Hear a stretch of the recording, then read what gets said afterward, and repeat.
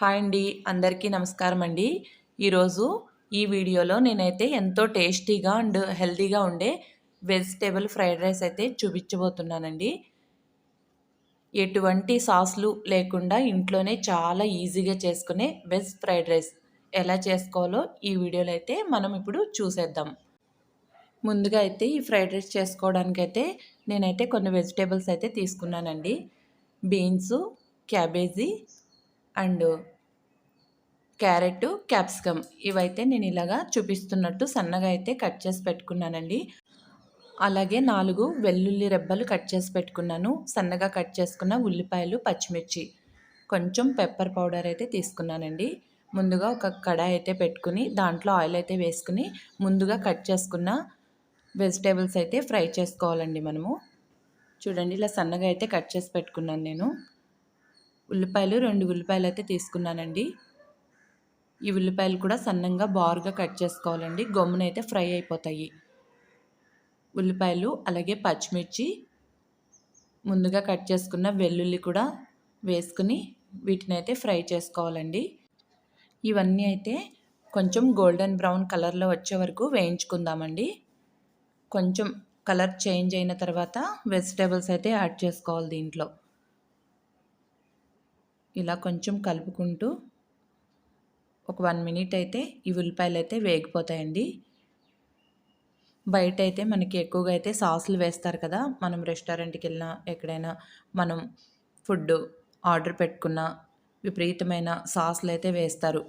మనం అసలు ఎటువంటి సాసులు లేకుండా కూడా ఇంట్లో చేసుకునే ఫ్రైడ్ రైస్ కూడా చాలా బాగుంటుందండి. ఒకసారి ట్రై చేయండి. ఇప్పుడైతే ఒక టేబుల్ స్పూన్ నిండా అయితే నేను అల్లం వెల్లుల్లి పేస్ట్ అయితే వేసుకున్నానండి. ఈ అల్లం వెల్లుల్లి పేస్ట్ కూడా పచ్చివాసన పోయే వరకు మనం బాగా అయితే వేయించుకోవాలి. కొంచెం ఉల్లిపాయలు అయితే కలర్ అయితే చేంజ్ అయినాయి కదండి. ఇప్పుడైతే అల్లం వెల్లుల్లి వేసుకున్నాను నేను. ఇది కూడా కొంచెం బాగా వేయించుకోవాలి. ఇలా వేగిపోయిన తర్వాత ముందుగా కట్ చేసి పెట్టుకున్న వెజిటేబుల్స్ అయితే మనం ఇప్పుడు వేయించుకుందామండి.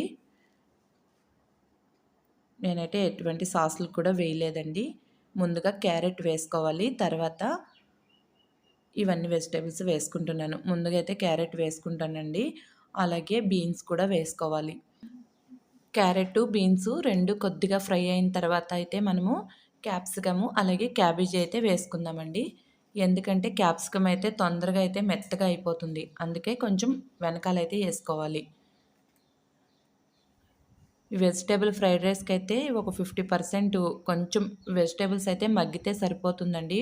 బాగా పూర్తిగా కూడా మనం వేయించుకోని అవసరం లేదండి. ఈ 2 అయితే ముందు వేసుకున్నాం కదా మనము, ఈ కొంచెం వేగనిస్తున్నాను నేను.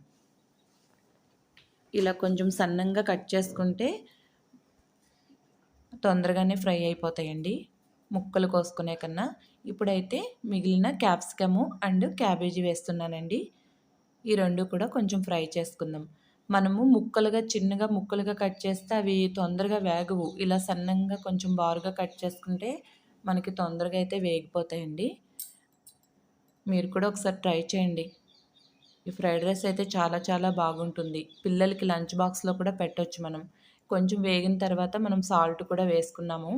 ఈ సాల్ట్ వేసుకున్నాక కొంచెం నేను అటు ఇటు కొంచెం తిప్పి ఒక ప్లేట్ అయితే పెట్టానండి. ఒక 2 మినిట్స్ వెజిటేబుల్స్ అయితే కొద్దిగా మగ్గిపోయినాయి. ఇలా మగ్గిపోయిన తర్వాత చూడండి, ఒకసారి కలుపుకుంటున్నాను నేను బాగా.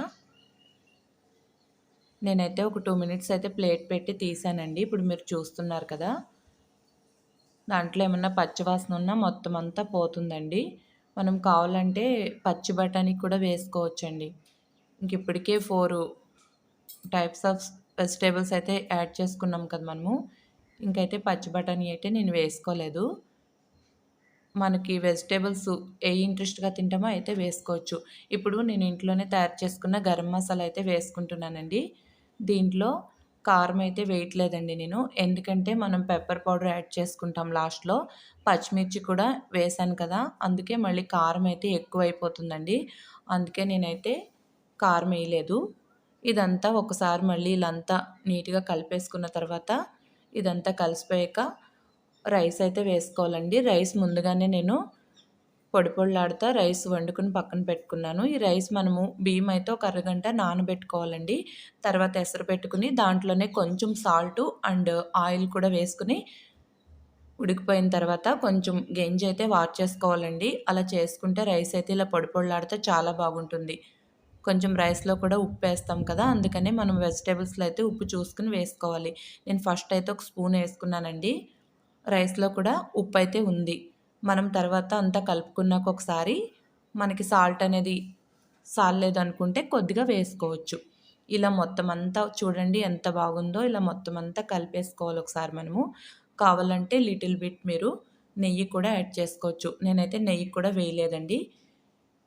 చూడండి pepper powder half table spoon అయితే పెప్పర్ పౌడర్ అయితే యాడ్ చేసుకున్నాను. ఇదైతే కంపల్సరీ అండి.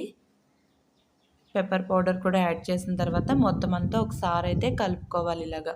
ఇప్పుడు ఈ టైంలో మీరైతే సాల్ట్ అనేది చూసుకుని సాల్ట్ అయితే చాలలేదనుకుంటే కొద్దిగా యాడ్ చేసుకోండి.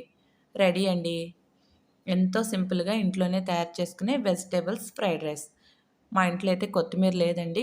లాస్ట్‌లో కొంచెం కొత్తిమీర ఏసుకోవచ్చు. Thank you.